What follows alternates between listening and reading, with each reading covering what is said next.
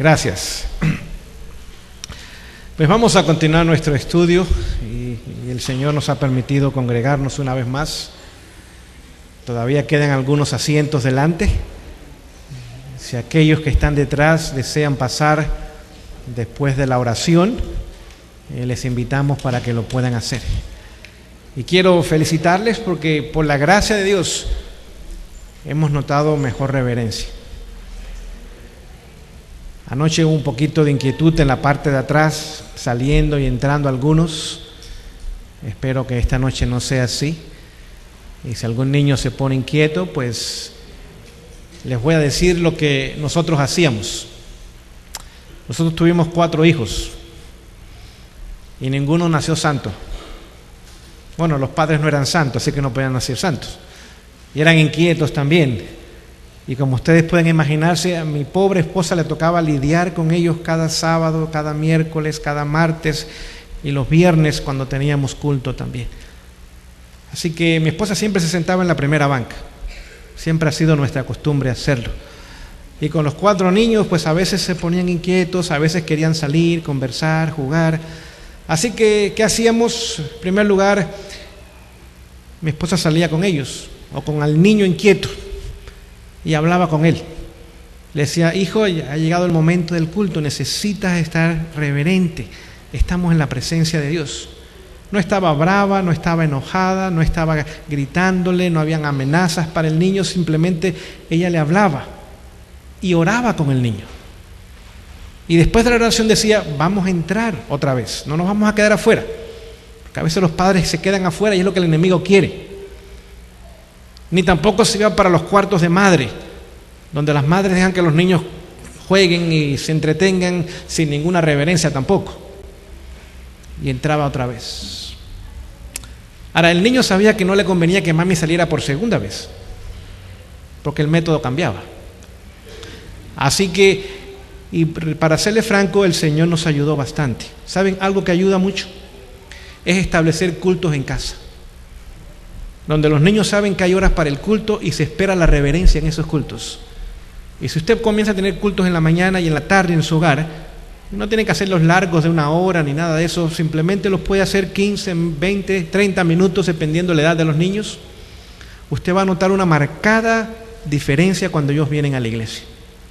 Pero si no hay ningún culto durante toda la semana y usted los trae el sábado, va a haber problemas, porque ese niño no está acostumbrado a estar quieto por un tiempo. Así que les animo a seguir este plan. No es perfecto, es el que nosotros usábamos. Como ustedes pueden imaginarse, yo siempre estaba aquí, mi esposa allí, y ella tenía que lidiar con los niños. Hubo ocasiones donde yo tuve que parar mi tema y llamar a mi hijo o a mi hija por nombre y decirle: fulano, sutano, por favor, necesitas estar reverente. Ellos sabían que eso no les convenía, pero si seguían inquietos, pues yo tenía que hacer algo para ayudarles a ellos a reconocer la santidad y la solemnidad de la casa de Dios. No me molestan los niños, los amo. Tengo aún 2 nietos y tampoco los consiento, pero sí los amo y quiero que también ellos puedan estar en el reino de los cielos.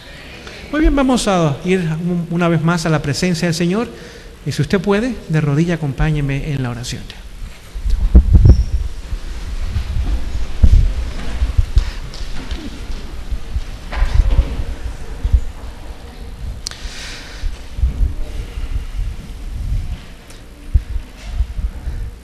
Oh Señor, en esta noche,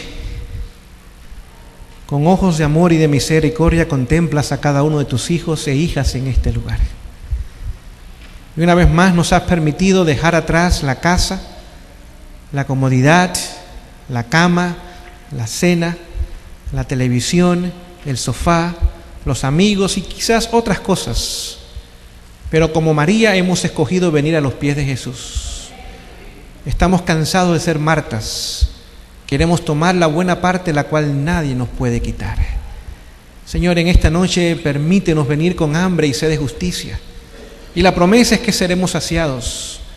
Permítenos encontrarnos con Jesús en su palabra, aprender, caminar en tus caminos, vivir esa verdad y también compartirla con toda persona que tengamos la oportunidad para hacerlo. Oh Señor, que tu Espíritu sea en nuestro medio como nunca antes. nosotros permitamos su obra completa en nosotros. Bendice a tu pueblo y el estudio de esta noche. En el nombre de Jesús. Amén.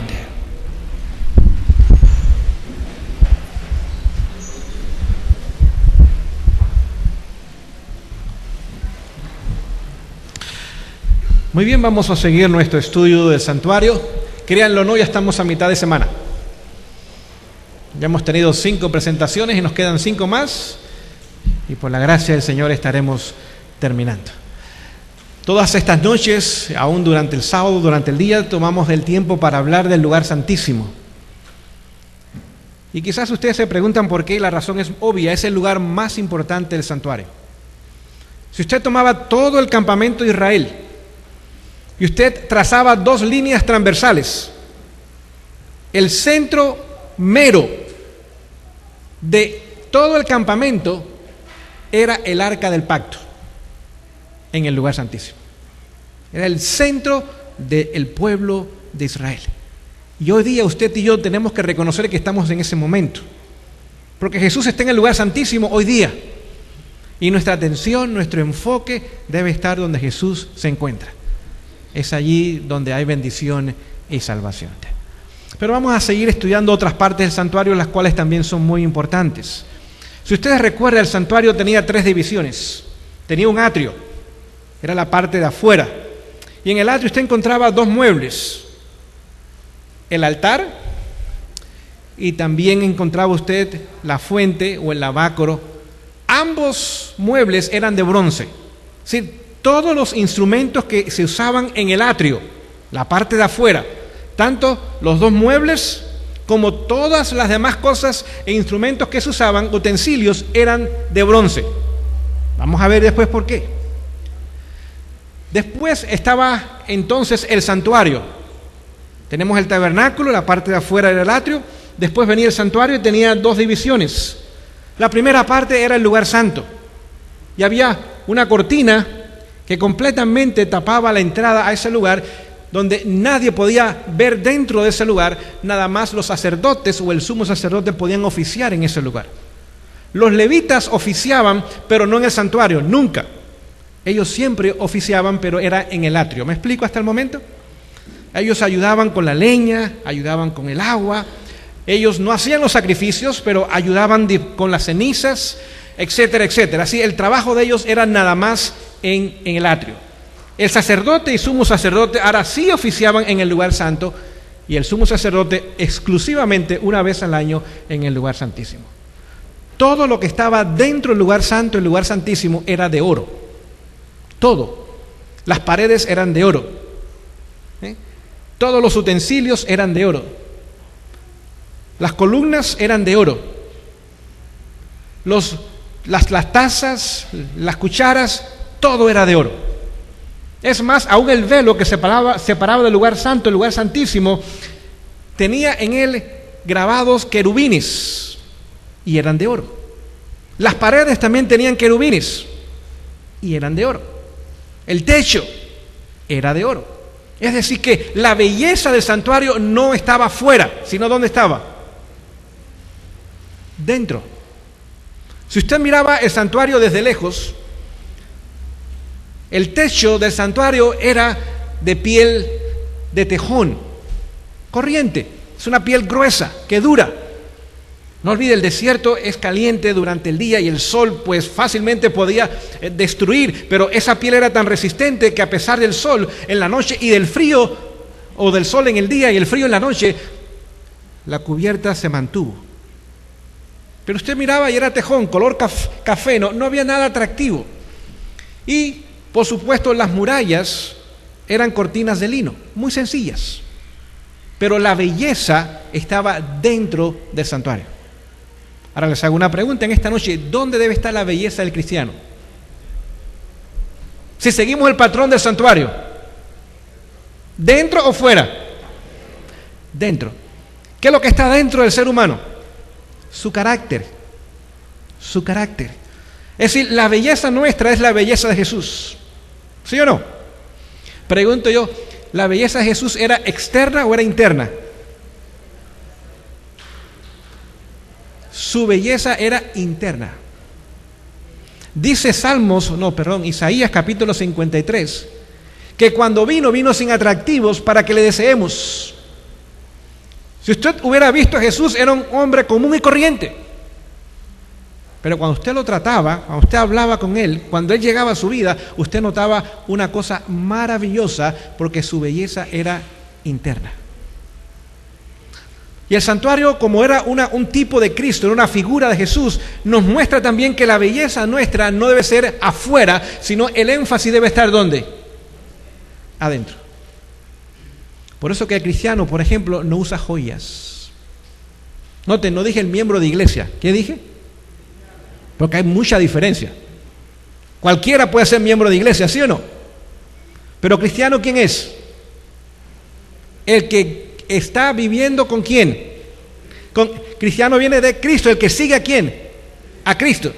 Así que el cristiano, usted no lo ve con joyas, ni en las orejas, ni en la nariz, porque la gente hoy día la usa en la nariz, y en otros lugares que no voy a mencionar. ¿Okay? Ni en los dedos, ni en el cuello, ni en las piernas, porque también la gente se pone cosas en las piernas hoy día, como los esclavos de la antigüedad. ¿Sí? Nada que traiga la atención ¿a quién? A Él, porque la atención nuestra es cuando la gente ve el carácter de Jesús en nosotros. ¿Me explico en esta noche? El cristiano tampoco usa cosméticos, damas, porque la belleza nuestra es interna. No hay que pintar ojos y caras y cachetes y uñas y cuantas cosas. Usted ve a las mujeres hoy día y dice, ¿habrá algo real en estas mujeres? Se pintan el pelo, se pintan la cara, se pintan los ojos, se pintan los labios, se pintan todo. ¿Será que el nombre será real? Porque quizás ni el nombre es real. Todo es ficticio. ¿Estamos entendiendo lo que estamos estudiando esta noche? O casi nadie dice amén, pero bueno, yo espero que ustedes lo entiendan. Así que otra vez el cristiano no pone su énfasis en la belleza externa, de joyas y de cosméticos y de pinturas y de peinados ostentosos y de ropas atractivas. El cristiano no pone énfasis en nada de eso. El cristiano pone el énfasis donde Jesús lo pone. Y Jesús lo pone en el corazón. Jesús lo pone por dentro. Y es donde el cristiano va a tener su belleza. Usualmente, mientras usted vea una persona más pintada y más llena de cosas, más vacía está por dentro. Está tratando de llenar el vacío que tiene por dentro con cosas por afuera, pero sigue estando vacía por dentro. Por lo tanto, como cristianos queremos seguir a Jesús y el ejemplo que Jesús nos ha dado. La belleza del carácter de Jesús reflejada en nuestras vidas. Ahora, el santuario cuando usted llegaba era 2 veces más alto que el tabernáculo. Es decir, la cortina del tabernáculo era baja. Aproximadamente tenía 2 metros. Pero el santuario era 2 veces más alto. Lo cual nos enseña que cuando el pecador llega a Jesús, llega en una condición baja. Y no olvide, la puerta del tabernáculo estaba abierta de par en par y era ancha. El Señor está dispuesto a tomar al peor de los pecadores en la peor condición que se encuentra y invitarlo a tener una relación con Él.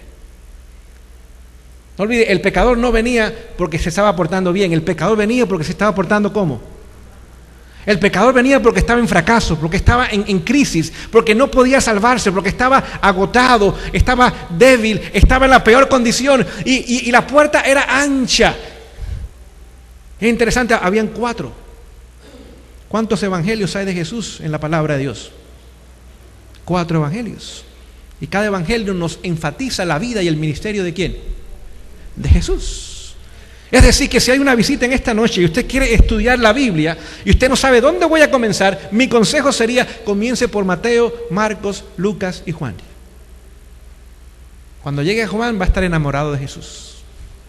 Porque ahí va a encontrar 4 visiones o perspectivas diferentes de Jesús, pero siempre el personaje principal es Él y su obra, sobre todo su muerte y su resurrección a nuestro favor. Así que el pecador venía, y no olvide, tenía que caminar más de 1 kilómetro para llegar al santuario. Aproximadamente eran 1040 metros, un poquito más de 1 kilómetro. Ahora póngase a pensar, la persona tenía que venir. Pregunto yo, ¿los demás estarían viéndolo? Sí. ¿Y qué venía a la mente de la gente? Ahí va fulano, un pecador. Sí, se requería humildad para venir al tabernáculo. Si usted estaba orgulloso, usted nunca iba a ir, porque usted no quería que otros pensasen mal de usted. ¿Saben lo que detiene a mucha gente hoy día? La opinión de otras personas. ¿Mi familia qué va a decir? ¿Mis padres qué van a pensar? ¿Mis abuelitos? Ellos se criaron en otras ideas y tienen otras formas de pensar y pertenecen a otras denominaciones. ¿Mis compañeros del trabajo qué van a decir? Quizás yo tenga que perder mi trabajo por el sábado. O mis vecinos que me conocen por años, o aquellos con quienes yo trabajo, o aquellos que vienen a mi negocio, ¿qué van a pensar de mí? Y saben, muchas personas hoy día no vienen a Jesús por lo que otros pueden pensar de él o de ella. Pero en esta noche yo quiero invitarle a que venga a Jesús. No tan solo tenía que venir el pecador caminando por 1 kilómetro y todos podían verlo, sino tenía que traer algo con él. Nunca el pecador venía al santuario con las manos vacías. Por lo tanto, no podemos venir a la iglesia con las manos como. Aunque sea un córdoba, tenemos que traer. ¿Amén? Les tomó tiempo decir amén a eso. Así que no podemos venir a recibir las bendiciones del Señor, la presencia del Señor, el estudio de su palabra, su Espíritu Santo, los ángeles con nosotros, y nosotros no traer ni un córdoba. No olviden, habían diferentes sacrificios para diferentes clases sociales. Y los vamos a ver sigamos estudiando. Así que, digamos, el caso tradicional era que el pecador venía y el cordero no estaba en el santuario. El cordero tenía que traerlo el pecador. Tenía que venir con sus manos llenas. Y ahora el sacerdote estaba allí para darle la bienvenida al pecador. No era para hacerle una entrevista. No era para decirle: ¿qué haces aquí, ingrato? ¿Otra vez vienes a confesar tus pecados? No era para regañarlo. El sacerdote estaba allí para hacerlo sentir que había llegado al mejor lugar del mundo. Sin palabras, sin comentario, el sacerdote le daba la bienvenida a aquel pecador con su ovejita en la mano y le decías: estoy aquí para ponerme a tu servicio.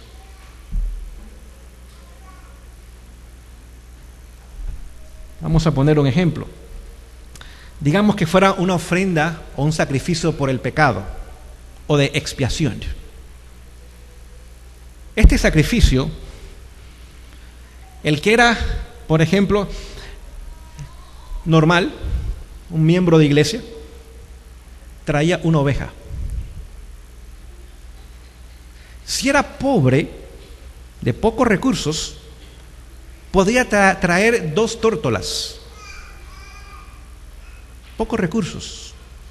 Si era extremadamente pobre, podía traer un manojo de harina. Es decir, que el Señor entiende la condición de cada persona y está dispuesto a trabajar con esa persona en la condición que se encuentra. Ahora, si era un líder de la nación, civil o religioso, sacerdote o sumo sacerdote, que había cometido un pecado, ahora el precio era más alto para ellos. Por ejemplo, tenía que traer ahora un becerro. Le costaba más. ¿Saben por qué? Porque el pecado de ese líder religioso o civil se convertía en una piedra de tropiezo para otros. Por eso los líderes de iglesia tenemos que ser tan cuidadosos con nuestras vidas. Porque lo que hacemos o decimos, querramos o no, está a la vista de todos. Y tarde o temprano, gústenos o no, todos se enteran. Y el Señor espera que nosotros como líderes vivamos a una altura elevada en nuestra experiencia con Jesús. Así que ese líder tenía que traer un sacrificio más costoso para que pudiese ahora hacer su ofrenda o su sacrificio por el pecado. No tan solo eso, sino que ahora, cuando llegaba al lugar, al atrio, el pecador, fuese quien fuese, pobre, rico, clase media, sacerdote, rey, ponía sus manos sobre la víctima y confesaba sus pecados. No al sacerdote, no al levita, no en forma audible, estaba hablando con Dios. Y allí confesaba sus pecados. Él sabía lo que había pasado en su vida. Una vez que terminaba la confesión de sus pecados, ahora venía la parte difícil. El sacerdote le entregaba un cuchillo. El sacerdote no le quitaba la vida a la víctima. La víctima tenía, es decir, el culpable tenía que quitarle la vida a la víctima. Porque la paga del pecado siempre es muerte. Y ahora aquel hombre tenía que tomar este cuchillo con aquella ovejita y degollar a la ovejita, y en ese momento ahora el sacerdote, en un tazón de bronce, porque estamos en el atrio, colectaba la sangre de aquella víctima. Ahora, ahí no terminaba el sacrificio, porque ahora esa sangre tenía que ser usada. Y tenía dos formas de ser usada. En primer lugar, el sacerdote, antes de oficiar, tenía que ir a la fuente de bronce o al lavacro y lavarse sus manos y sus pies. Una vez que entonces recibía la sangre, ya limpio, sus manos limpias, sus pies limpios, entraba al lugar santo. Y con su dedo, ahora ponía esa sangre sobre el velo que separaba el lugar santo y el lugar santísimo. Note, el pecador estaba afuera, el pecador no veía nada de lo que estaba pasando. ¿Me explico en esta noche? Por fe, tenía que aceptar la obra del sacerdote. Ahora, pónganse a pensar, nosotros estamos aquí, ¿dónde está Jesús? En el santuario, y por fe aceptamos su obra, ¿sí o no? No sabemos lo que está pasando allí, pero sí creemos que Él está obrando a nuestro favor. Ahora salía el sacerdote y se lavaba sus manos otra vez, porque las manos que tenía, sangre, y se lavaba sus pies otra vez. Ahora, para que entendamos, la fuente de bronce estaba no exactamente en el centro, como usualmente se pone, sino estaba a un ladito. Y este lado era el lado derecho, el lado norte. Porque esta fuente representa a Jesús. Pregunto yo, cuando Jesús estaba colgado en la cruz y murió, y su costado fue traspasado, ¿qué salió? Sangre. ¿Y qué más? ¿Qué salía del lavacro? Con las manos llenas de sangre del sacerdote. Sangre. ¿Y qué más? Agua. Note, no estaba en el centro, estaba a un lado. El lado de Jesús fue traspasado. Fue traspasado.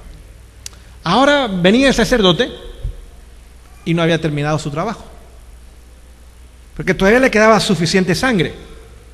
Y esta sangre ahora se vertía en tierra,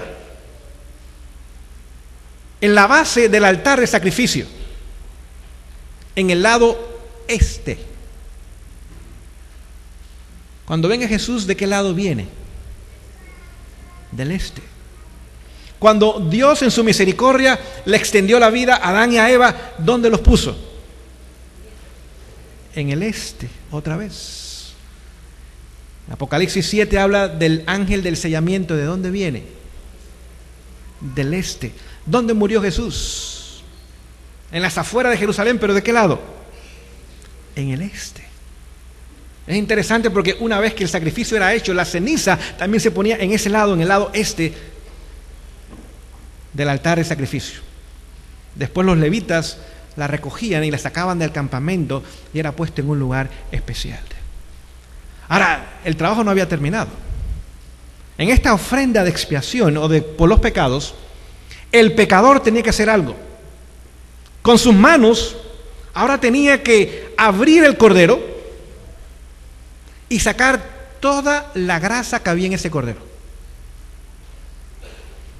Y esa grasa, él se la entregaba al sacerdote. Y el sacerdote quemaba esa grasa, toda la grasa. ¿Por qué? Porque la grasa es símbolo del pecado. Note, cuando usted quema grasa de animal, hay mal olor. porque el pecado lo que produce es mal olor. Sin embargo, la palabra de Dios dice que para la presencia de Dios era de olor agradable. ¿Se agrada a Dios de que nuestros pecados sean perdonados? Increíblemente que sí. A pesar de que apestan nuestros pecados, ¿sí o no? El Señor ahora los hace que tengan buen olor. Así que tenía que quitar toda la grasa y se la daba al sacerdote. Y entonces ahora el sacerdote le decía al pecador: estás perdonado, regresa a casa, y quemaba entonces la ofrenda. El pecador regresaba a su casa perdonado, ¿sí o no?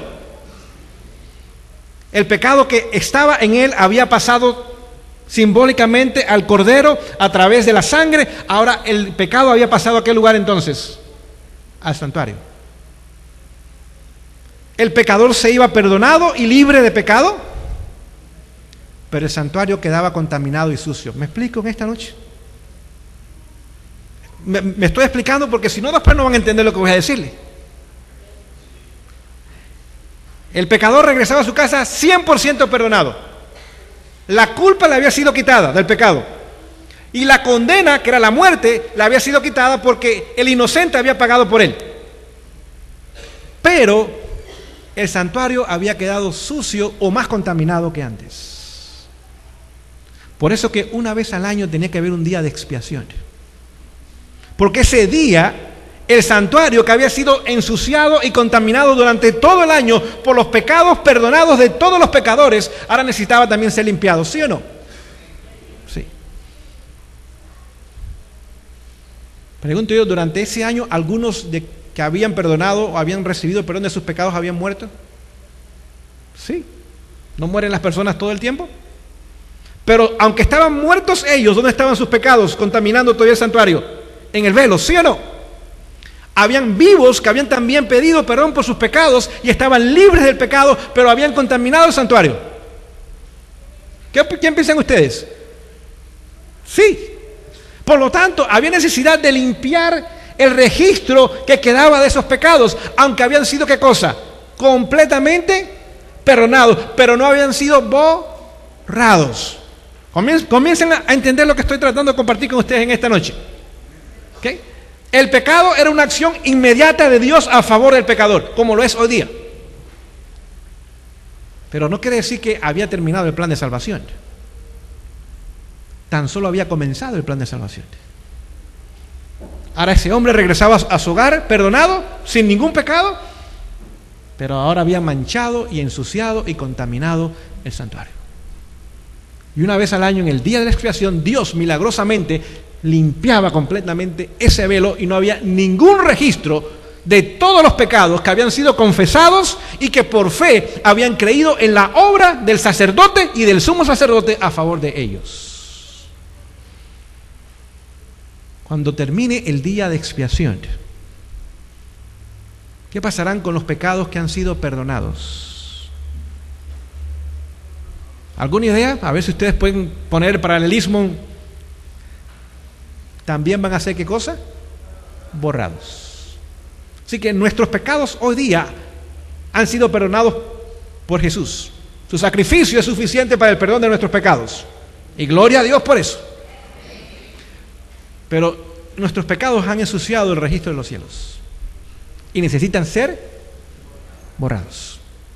Y en el momento que Jesús diga, consumado es, en ese momento todos esos pecados que por fe fueron enviados al lugar santísimo, nosotros no fuimos allí, pero creemos en las promesas de la palabra que dice que si confesamos nuestros pecados y nos apartamos de ellos, alcanzaremos misericordia. La palabra también dice que si confesamos nuestros pecados, tenemos a alguien que es justo y fiel para perdonarnos de todo pecado y limpiarnos de toda maldad. Ahora, todos los pecados quedarán completamente borrados. ¿Por cuánto tiempo? Por siempre. Por siempre. No tan solo el Señor va a borrar los pecados que están allí ya perdonados, sino que borrará aún de nuestras memorias el recuerdo del pecado. Y Él mismo promete que nunca jamás se acordará de nuestros pecados. Se los voy a leer en un momento. Nada más le estoy haciendo la historia para que nuestras visitas, quizás de la forma más sencilla que yo puedo explicarle, para que usted pueda entender lo que después vamos a leer en la palabra de Dios. Ahora, si usted y yo estuviéramos en el cielo y nos recordáramos de nuestros pecados, ¿sería un lugar agradable? ¿Sí o no? No. Si nos acordáramos de todas las ofensas y de todos los problemas y de todas las caídas, sería un lugar terrible para nosotros por toda la eternidad. Es más, le pongo un ejemplo, digamos que yo le haya pedido prestado al pastor Salomón 1000 córdobas. Eso es un ejemplo, no es verdad, yo no le he pedido prestado dinero al pastor ni a nadie. Pero pongo el ejemplo nada más. Y no se lo pagué. Pero yo me tuve que ir y después el Señor me trajo convencimiento a mi corazón que necesitaba pedir perdón por lo que yo había hecho y reponer el mal que yo había hecho. Pero por alguna razón nunca más pude encontrarme con el pastor Salomón. Y yo, Señor, perdóname, si yo me encontrara con él, yo le regresara su dinero y le pidiera perdón.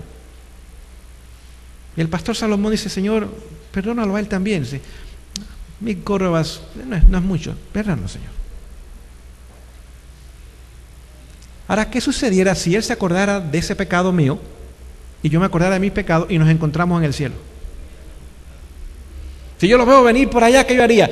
Agarro otra calle posiblemente, porque no me quiero encontrar con él. Me daría vergüenza. ¿Y qué diría él? Señor, se te coló uno aquí. Hay uno que no merece estar aquí, Señor. Por lo tanto, el Señor no tan solo borrará los pecados y los registros de nuestros pecados, sino que borrará de nosotros aún las memorias y los recuerdos del pecado por toda la eternidad. El único recuerdo que tendremos, no de los pecados, sino del precio que se pagó por nosotros, lo encontraremos en el cuerpo de Jesús. Sus huellas del Calvario, dice que de ahí saldrá luz y brillo. Nos recordará por la eternidad el enorme precio que Dios pagó por nuestra salvación. Pero nunca jamás vendrán a nuestra mente ni el más pequeño de los pecados que nosotros hayamos cometido. Ahora regresamos otra vez al atrio. Vamos a ver que habían diferentes sacrificios. Pero antes de ir a los sacrificios, vamos a leer lo que estaba conversando con ustedes. Vamos a abrir nuestras Biblias al libro de Hebreos. Hebreos, casi al final de sus Biblias, capítulo 11. Hebreos, capítulo 11, verso 39 y 40, dice lo siguiente. Y todos estos, ¿a quién se refiere aquí el apóstol cuando habla de todos estos? De todos los héroes de ¿qué? Que encontramos en el capítulo 11. Los héroes de la fe. Usted puede comenzar a leer el capítulo 11 y desde Abel va a comenzar a hacer una lista de héroes y heroínas de la fe. Dice, todos estos, ya sea Abel, Enoc, Noé, Abraham, Sara, Moisés, José, Barak, Gedeón, Sansón, Jefté y un sinnúmero de otros hombres y mujeres que menciona aquí en el capítulo 11. Dice, todos estos, aunque alcanzaron buen testimonio mediante la fe, no recibieron ¿qué cosa? Lo prometido. Pregunto yo, ¿Moisés está en los cielos hoy día? ¿Enoc está en los cielos hoy día? Elías está en los cielos hoy día. Y un número de primicias que ascendieron con Jesús después de su resurrección, los cuales no sabemos quiénes. Si están en el cielo, ¿están en el mejor lugar posible? ¿Ya sus cuerpos glorificados? Obviamente no hay ningún pecado en ellos, completamente han sido perdonados. Pero dice la palabra que aunque ellos alcanzaron buen testimonio, no recibieron ¿qué cosa? Lo prometido. Vamos a seguir la lectura. Proveyendo Dios alguna cosa mejor para nosotros, para que no fuesen ellos perfeccionados aparte de nosotros. Es decir que aunque Elías está en los cielos, aunque Moisés está en los cielos, aunque Enoc está en los cielos, todavía está en los cielos el registro de sus pecados. Todavía está allí. Pero dice la palabra que ellos no iban a ser perfeccionados antes de nosotros, sino que lo serían juntamente con nosotros, donde serían completamente borrados sus pecados. Ahora comenzamos a entender un poco más la importancia y la belleza de lo que el Señor comparte con nosotros. Habían diferentes tipos de sacrificios. El sacrificio que hicieron los patriarcas y también todavía continuó durante el tiempo del santuario, una vez que estuvo levantado, era el sacrificio encendido. Es más, si usted quiere, toda la información está en Levíticos capítulo 1. Es el primer sacrificio que menciona el libro de Levíticos. Sacrificio encendido. Esta ofrenda o este sacrificio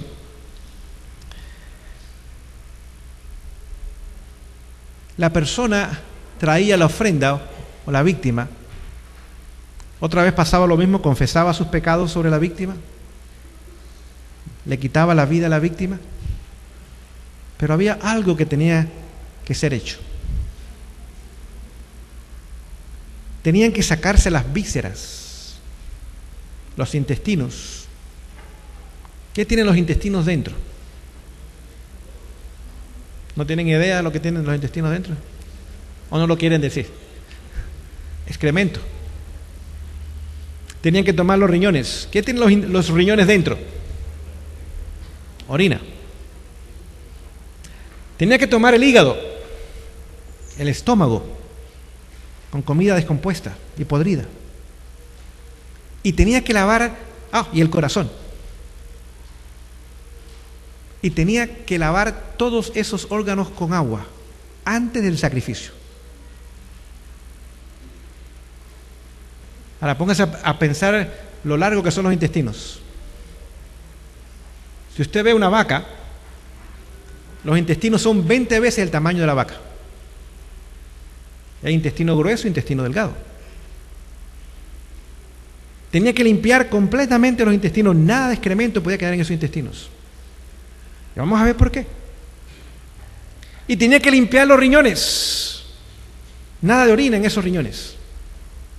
Y tenía que limpiar el estómago. Y tenía que limpiar el corazón, nada de sangre en ese corazón. Y tenía que limpiar el hígado, que es un filtro. Y ahora, una vez que estaba lavado en agua, ahora el sacerdote ponía ordenadamente la víctima y las vísceras al lado de la víctima. Ese sacrificio completamente consumía todo: la piel, los órganos, los músculos, los huesos, el cerebro. Todo era consumido en la víctima, nada quedaba, todo era consumido, porque ese sacrificio significa: todo lo que yo soy pertenece a Dios. Pregunto yo, ¿a quién pertenece el estómago? ¿Están seguros que quieren contestar? Porque voy a seguir haciendo preguntas. ¿A quién pertenecen los intestinos? ¿A quién pertenecen los riñones? ¿A quién pertenece el corazón?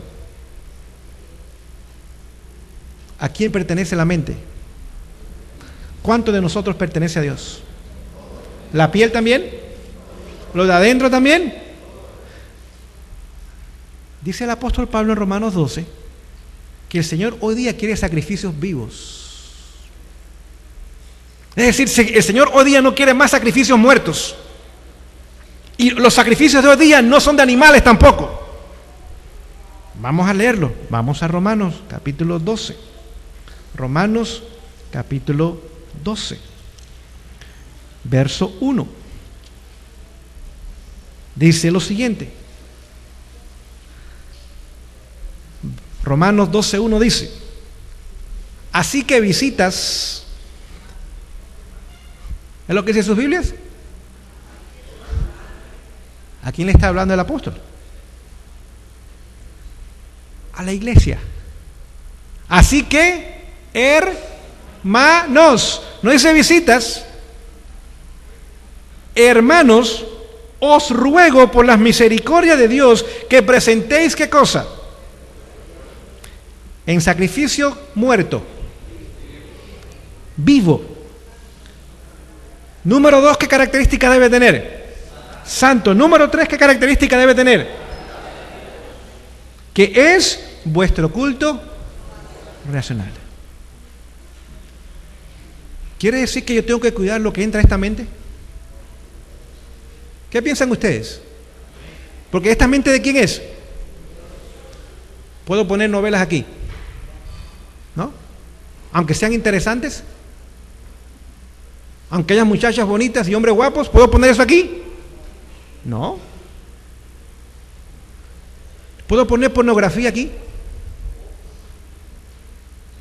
¿Sí o no? Oh, porque a veces me preocupan ustedes cuando no contestan. Es decir que aquí no puedo poner pornografía, ¿verdad que no? Ni hombres, ni mujeres, ni niños, ni jóvenes, ni adultos. Pero ¿saben algo? ¿Saben lo que dicen las estadísticas? Dice que de los hombres que van a la iglesia regularmente, el 57% de ellos está en pornografía. Así que aquí hay hombres en pornografía. Yo estoy seguro de eso. No sé quiénes son, pero aquí hay jóvenes, adolescentes, hombres y posiblemente abuelitos que están en pornografía. Y son sus hermanos, están sentados a su lado. Y esa mente está podrida. Las estadísticas dicen que de las mujeres que asisten regularmente a la iglesia, el 46% ve pornografía. Aquí hay mujeres en pornografía. Y las estadísticas dicen que el 34% de los pastores y ministros están en pornografía. ¿Entendemos lo que estoy hablando en esta noche? Así que esta mente pertenece a ¿quién? Y es un sacrificio vivo, santo y agradable ¿a quién? A Dios. El estómago y las tripas o los intestinos, ¿a quién pertenece también? ¿Será que yo tengo que cuidar lo que entra ahí? ¿Sí o no? Claro que sí. ¿Puedo poner yo bebidas prietas que venden por ahí? No sé si ustedes las conocen, pero por ahí las venden en litros y en galones, y se llama Vic y no sé qué nombre le dan por ahí. ¿Puedo poner yo eso dentro de lo que pertenece al Señor? ¿No? ¿Y cadáveres? ¿Puedo poner cadáveres? ¿El Señor hizo de mi estómago un cementerio? ¿Y de los intestinos? No. Porque tiene que ser, ¿qué cosa? Vivo, santo y agradable ¿a quién? A Dios. ¿Puedo poner cosas que enfermen el cuerpo? No. No. Es decir que usted y yo hoy día somos llamados a presentar nuestros cuerpos vivos, santos y agradables ¿a quién? A Dios. ¿Y qué es del corazón? ¿A quién pertenece? ¿A quién?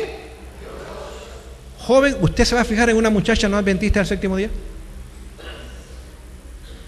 ¿Nadie contesta? Señoritas, ¿usted va a buscar un muchacho allá afuera? ¿Usted le va a dar su corazón a una persona que no le pertenece?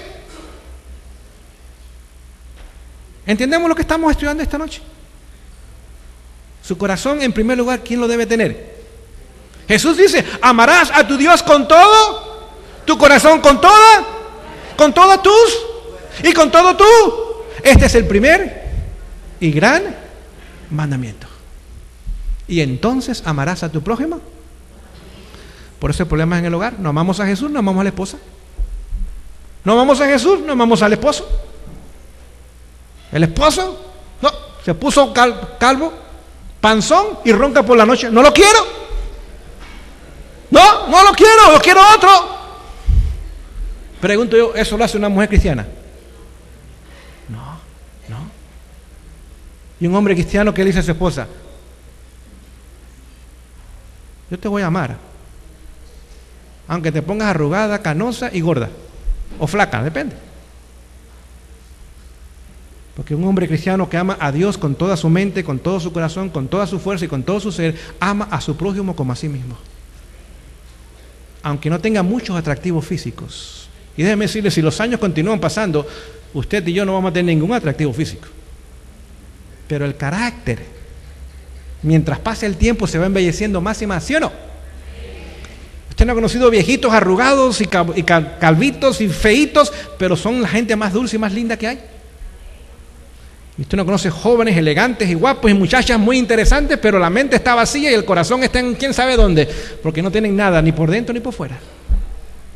Son como muñecas para una vitrina o para un museo nada más, porque no tienen nada más. ¿Entendemos el santuario? Es práctico. ¿Tiene sentido? ¿Se aplica a la vida del cristiano? Sí. Ahora vamos para terminar en esta noche. ¿Con qué eran lavadas todas estas vísceras? Con agua. ¿Qué simboliza el agua? Vamos a Efesios, un momento. Efesios capítulo 5. Vamos al Nuevo Testamento. Usted va a ver 1 de Corintios, 2 de Corintios y después el libro de Efesios. Capítulo 5. Dice lo siguiente, verso 26. Dice, para santificarla, habiéndola purificado en el lavamiento de ¿qué cosa? Del agua. ¿Por qué cosa? Por la palabra. ¿Qué limpia la mente? ¿Con qué limpiará el joven su camino? ¿Qué limpia el corazón? ¿Qué limpia el estómago, los intestinos? ¿Los principios de salud? ¿Y los riñones también? ¿Cómo se limpia el cristiano entonces? Con la palabra. Con la palabra. Esa agua simboliza la obra del Espíritu Santo a través de la palabra. Así que aquel que está en la palabra está siendo limpiado y purificado. Por dentro y por fuera también. Pregunto yo, ¿por fuera el agua también limpia? Sí. ¿Y cómo se llama cuando el agua nos limpia por fuera espiritualmente? Tiene un nombre. El sábado lo vamos a ver. Tiene un nombre. Bautismo. Pregunto yo, ¿esa agua nos limpia o es un símbolo de la obra del Espíritu a través de la palabra, limpiando al pecador que ha venido a Jesús y comienza una nueva vida en él? ¿Sí o no? Lo es un símbolo. Pero note, primero estaba el altar de sacrificio y después estaba el altar de bronce, la fuente de bronce o el lavacro. Es decir, para ser bautizados, esto es importante que lo entendamos, primero hay que pasar por el altar de sacrificio. Y tan solo el altar de sacrificio era para una sola cosa, ¿y qué era? Para causar muerte. Nada que pasaba por el altar de sacrificio quedaba con vida. ¿Me explico en esta noche? Fuera tórtola, fuera un becerro, fuera un cordero, fuera lo que fuera. Cuando se ponía sobre el altar, todo se quemaba y dejaba de existir lo que se había puesto sobre el altar. Había muerte entonces. ¿Qué es lo primero que el ser humano tiene que hacer? Es venir a Jesús y morir al mundo y a las cosas del mundo. ¿Me explico en esta noche? Vamos a leerlo, vamos a regresar a Romanos, donde estábamos, capítulo 12. Romanos, capítulo 12. Y ahora vamos a leer el verso 2. Primero les voy a leer el verso 1, simplemente para que veamos el contexto bíblico. Y después vamos a leer el verso 2, Romanos 12:1 dice, así que hermanos, os ruego por las misericordias de Dios que presentéis vuestros cuerpos en sacrificio vivo, santo, agradable a Dios, que es vuestro culto racional. Escuchemos. No os conforméis a este siglo, sino transformados por medio de la renovación de vuestro entendimiento, para que comprobéis cuál sea la buena voluntad de Dios, agradable y perfecta. Es decir, la persona que viene a Cristo tiene que renunciar al mundo, ¿sí o no? ¿A cuánto del mundo? Todo. ¿Costumbres? ¿Sí o no? ¿Prácticas? ¿Hábitos? ¿A la cultura? Es decir, si usted viene a Cristo, usted deja de ser nicaragüense. Ahora usted es cristiano. Nadie dijo amén a eso. Quieren seguir siendo nicaragüenses ustedes. Ya usted ha renunciado a la ciudadanía de Nicaragua. Dice el apóstol Pablo que nuestra ciudadanía está en los cielos. ¿Son ciudadanos de Nicaragua o del cielo? Entonces, ¿qué pasa con la cultura nicaragüense? ¿Queda atrás? ¿Queda atrás? ¿Qué pasa cuando vienen fiestas tradicionales? ¿Vamos a participar de ellas? Como 4 dijeron que no. Los demás lo están pensando todavía. Todavía sigue habiendo nicaragüenses en esta iglesia. No es tiempo de nicaragüenses, es tiempo de cristianos. Cuando usted se reúna con sus familiares, ¿usted va a hacer lo que ellos hacen porque no conocen la palabra? ¿No? Porque no nos conformamos a este siglo, sino que somos transformados y renovados por la gracia de Dios. ¿Saben lo que hoy día está pasando, querida iglesia? El ser humano ha tenido el atrevimiento, porque lo que es, de cambiar el orden de los muebles en el atrio. Hoy día ponemos primero el bautismo y después la conversión. Y estamos mojando, no dije bautizando, mojando mucha gente que todavía están vivos al mundo. Hablan como el mundo, comen como el mundo, visten como el mundo, ven lo que el mundo oye, la música del mundo es la que ellos quieren, hablan como... Es decir, simplemente los hemos mojado y pensamos que porque los mojamos son cristianos. No, primero tienen que venir y recordar que lo primero que tiene que hacer humano es morir al mundo, a la carne y a los deseos de la carne y vivir en Cristo. Entonces es un candidato para ser bautizado. Por eso hay tantos problemas en las iglesias, porque hay muertos que están vivos. ¿Y cómo llamamos a los muertos vivos? Fantasmas. Y los fantasmas espantan y asustan y crean problemas, ¿sí o no? Y las iglesias están llenas de fantasmas. Y por eso hay tantas disputas y tantos problemas, y los hogares se están destruyendo y los hijos se están yendo al mundo. Y las iglesias están vacías porque tenemos muchos cristianos que son mundanos, pero hay pocos cristianos que son cristianos. Perdonen la redundancia. Porque lo primero que tenemos que hacer es ir al altar de sacrificio. ¿Qué representa el altar de sacrificio? ¿La cruz de quién? De Jesús. ¿Y la muerte de quién? ¿De quién? ¿Quién murió por nosotros?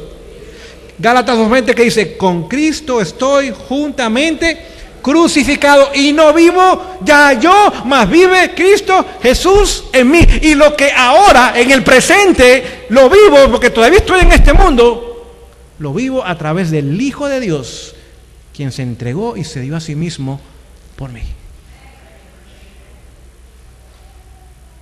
1 Corintios 15:31 dice Pablo: todos los días yo muero.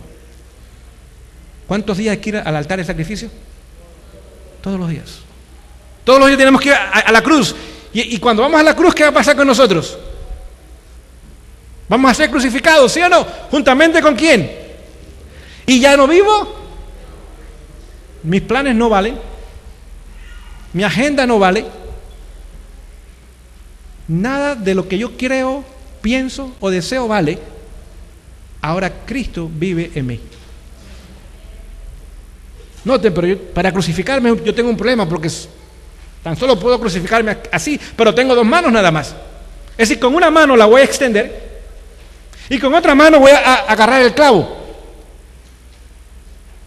Pero ahora necesito que mi esposa me clave, o el esposo, y eso no es agradable.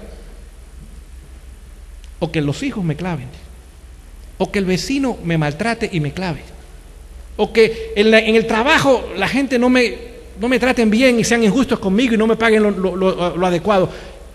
Pero yo continúo con mis manos extendidas. ¡Clávame!